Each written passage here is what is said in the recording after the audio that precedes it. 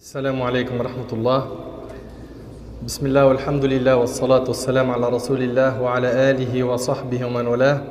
ربي اشرح لي صدري ويسر لي أمري واحلل عقدة من لساني يفقهوا قولي. Mes chers frères, mes chères sœurs, j'implore Allah Tabaraka wa Ta'ala de bénir cette journée, de vous récompenser pour votre déplacement. Vous avez fait des efforts, vous avez sacrifié du temps. Et cette journée qui est riche en spiritualité est révélatrice de quelque chose. C'est qu'alhamdulillah, il y a encore énormément de bien en notre jeunesse. Enfin, j'implore Allah subhanahu wa ta'ala de vous bénir, de vous protéger, de vous guider, de vous aider à vous détacher des mauvaises addictions, de vous aider à vous détacher du haram, de vous accorder la piété, la félicité et de faire de vous des êtres bénis où que vous soyez. Ahbab al-Kiram,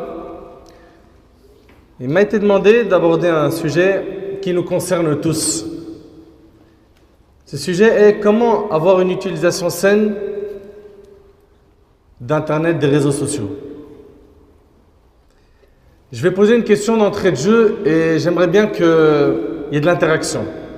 Premièrement, qui parmi vous a un smartphone et qui parmi vous a un smartphone dans lequel il regarde les réseaux sociaux, c'est-à-dire Insta, Facebook, Snap, etc., etc. Levez la main.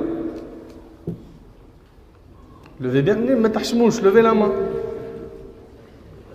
Très bien.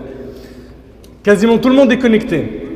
Et vous l'avez vu, tabarakallah, la mosquée, elle est blindée, elle est saturée, que ce soit à l'intérieur, à l'extérieur. J'ai pu saluer un frère, Zallah Khair, qui vient du Canada pour cet événement, d'autres qui viennent de Belgique.